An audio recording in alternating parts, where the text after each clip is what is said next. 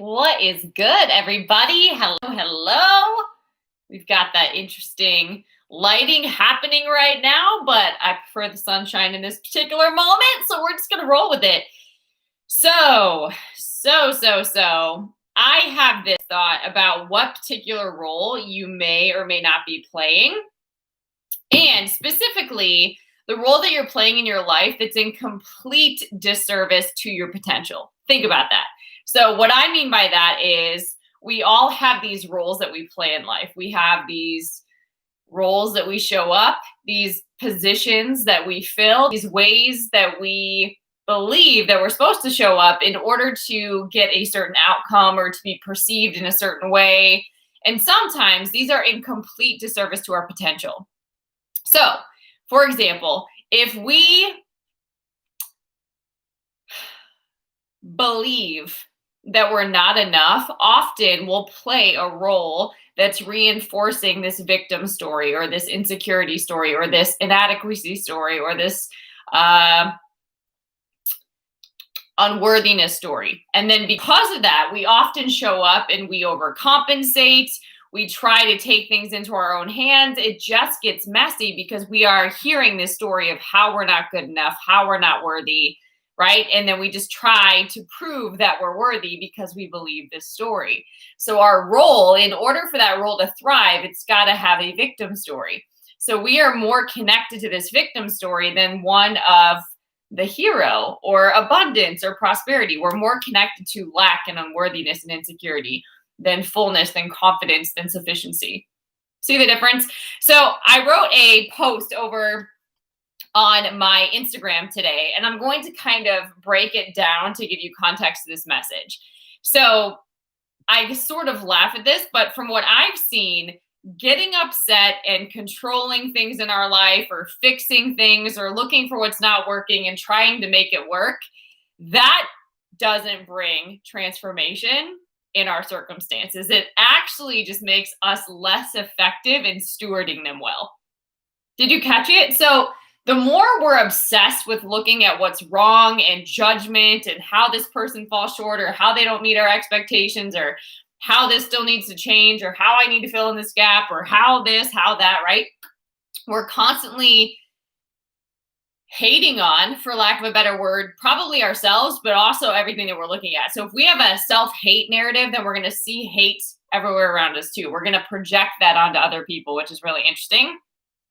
But here's the good part. Freedom, which is our true self, that is our natural state. We are free, but often we live in these mental prisons that we live out of, okay? Freedom is the absence of this search for happiness, this constant pursuit of happy. I'm not going to be happy until, right? And all of the fixing that we try to do until I do all this work, until I become this type of person, until I earn this amount of money, right? We have it now, actually. We have happiness now. We just don't always choose it. And often we won't let ourselves, as I mentioned before, be happy until something happens, right? So I'm not going to be happy until I have the guy or the girl, until I have the house, until I have the babies, until I have the position, until I have the title, until I have the resume, until I have whatever it is for you, right? We don't allow ourselves to be happy, but we go in this sort of insanity cycle of pursuing happiness, totally missing the present moment, really living out of agreement with life itself, okay? So for me, which is interesting, is this light actually bothering you guys? Hold on. Dun, dun, dun. Is that better? Is that better? It's probably like driving you nuts, right?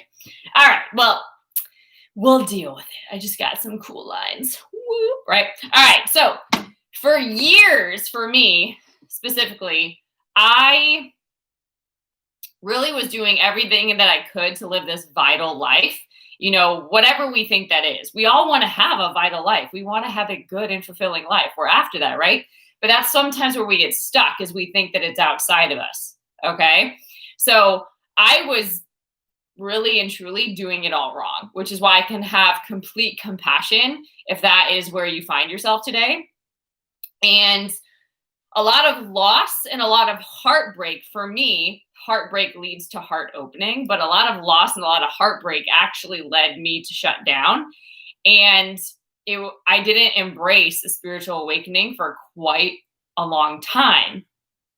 I actually resisted it. So I was genuinely inspired to change, but I hadn't changed the relationship that I had with myself, specifically with my subconscious, because that's where we have all of these belief systems. That's where we have all of these thoughts about whether we're worthy or not, inadequacy, insufficiency, insecurity, stability, whatever it is. So I hadn't changed that relationship with myself, my mind, my subconscious mind. So really our ego, right? And I was basically, because I was doing all this work on the outside, right? Doing what you should do, reading the self-help books, going to the conferences, doing all the things, right? I was basically becoming the best version of my limited self. Can you catch that? So I was limited because I hadn't addressed the root of what really was going on. I was after the behavior. If I can just change this behavior, if I can just have this experience, if I can just perform this outcome, then I'll be good, right? So I was perfecting this limited version of myself, only to find out all of that work, not that it was for naught. However, none of it brought lasting transformation and fulfillment because I hadn't actually changed. Make sense? So eventually, I needed to look at the root of what was going on. And I came to realize that this phrase, I don't know, right, is actually one that brought a ton of freedom.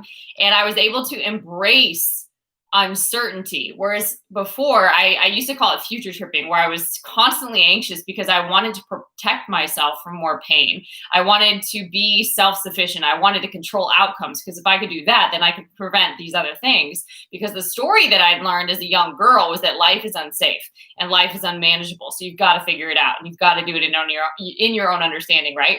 And there's always this constant state of urgency. So I was constantly prevented from really enjoying my life. So when I came to realize that I don't know, and that's okay, and that the very nature of life itself is uncertainty, right? That freed me from constantly searching and trying to fix things and trying to perfect myself and always look at what's wrong so I can make it right, right? So it shifted how I showed up in the world, and I started to pay attention to what degree I could actually be okay not knowing what was coming next and what was going to happen, and trusting that I do know the one who does know, right? Like, if I needed to know, I would know. So I'm going to trust that God knows, and that's enough for me. Okay, but that's not a jump. You don't go from perfectionism and high achievement and fixing and doing and like all the things to just suddenly being like, and I trust God. So it's not a quick move.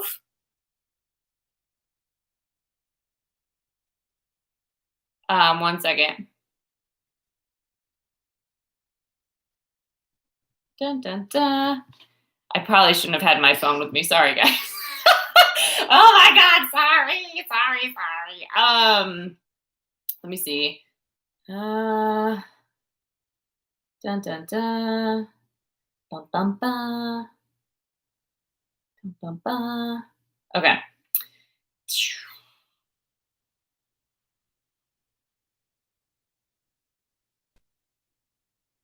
All right, so sorry about that. Uncertainty used to freak me out, right? So the jump that I made for me, one, I had my coming to Jesus for real moment, right? So I believe that that was a shift that I personally had to experience because I could not surrender. Literally, there's all these different points in my life that took literal life experiences to make me surrender. One included breaking both wrists at the same time. Wild story for another video. However, I mean, because that literally, you're put into a place of surrender if you can't use your wrists, right? If you can't take a shower by yourself, you can't eat by yourself, you can't like do life by yourself, you have to surrender and you have to receive. And I was not good at that because I was so used to doing and making things happen, right? So that's an example of how life literally forced me into a situation where I had to slow down. So at any rate, I don't believe that it needs to be that hard. And that's sort of the root of what I'm sharing on today, is that we encounter a lot of suffering unnecessarily. We don't have to go through the suffering that we go through and the things that we choose. However, we choose it. And And that's what I want you to recognize. And a lot of times we choose it because it's subconscious and we've never addressed it. So there's no judgment. This is not good, bad, right, or wrong. There's absolutely a ton of compassion, because what I am saying is I suffered a lot because I didn't have tools, because I didn't know how to trust, because I didn't know how to just surrender, because I didn't have a relationship with God. There was a lot of pain that I kept putting myself through these dysfunctional cycles and these patterns because I was trying to protect myself. I was trying to prevent certain things from happening, only denying the truth that I'm not in control. As much as I try to be in control, as much as I try to plan, as much as I try to figure things out, as much as I make the vision boards and things, only that whole process just made me resist life. And it's the resistance that's really where the suffering is.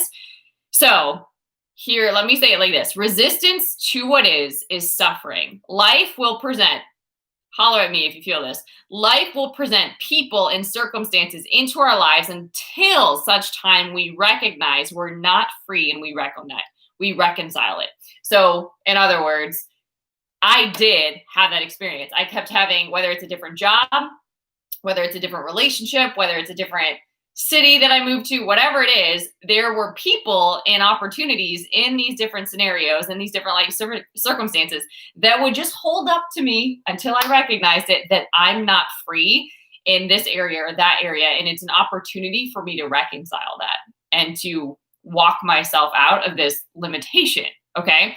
So, and in the word, it says that we're transformed by the renewing of our mind. So freedom is really is that renewal and stepping into freedom. So true profound acceptance is embracing all of life, right? And basically, you can have a commitment, which I didn't know this at the time, but you can have a commitment to living an extraordinary life while simultaneously accepting where you are and the way things are. That's ease. So what I was doing, and what a lot of people typically do, is we expect something to be a certain way, and then we get frustrated and really upset and just like, right? Nonstop and just depressed even because it's not going our way. So we just keep hitting walls. Like, that's the fastest way to shut down the flow. That's the fastest way to shut down life being easy. That's the fastest way to just resist what is and suffer. And that kind of suffering is a choice, because we can have a completely different approach. It's uncertain either way, but you being all tied up and upset and frustrated and freaked out does not approach the situation with any more creativity and wisdom and grace, right? It actually often just makes it worse. Okay. So an example that I shared before, if we live in our mind from a place of I'm not enough, basically what's happening is we're living within this prison. Okay. And the prison is the lens through which we look at life with. Okay. And so essentially what's happening is our situations and the people we encounter, they morph to fit what we're expecting. They literally come into agreement, if you will, with the frequency or the vibration that we're sending out through our thoughts, through our words, through our emotions, through our inner person. Okay. Because we are made up of spiritual energy, right? So believing we're not enough creates frustration, dis-ease. It literally brings disease, okay? And it manifests in interesting ways in the world, whether that's people, scenarios, whatever that happens to be, that reinforce what it is that we believe, okay? So your faith is powerful. It activates, right? So for me, until you shift your perception, until you make this inner work real for you, so what I had to do is I literally had to flip the script on my life. I had to say, you know what?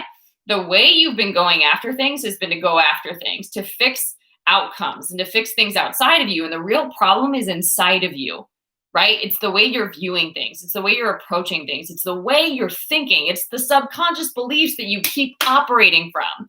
Get to the root, right? And how do you get to the root? You look at life situations that are frustrating you. You look at life situations where you have that kind of resistance. These are gifts because they're opportunities for you to step into more freedom. I hope you hear me on this. Okay.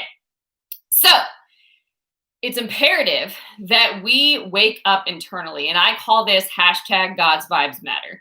So I had a coaching practice years ago called Vibes Matter, because how you think affects how you feel, affects how you show up in the world, and literally your vibration, right? So I still agree with that, but not all vibes matter because I don't want to agree with all vibes. I want to agree with God. I want to be aligned with God and live from that place. But I had no clue what that meant or how to get there.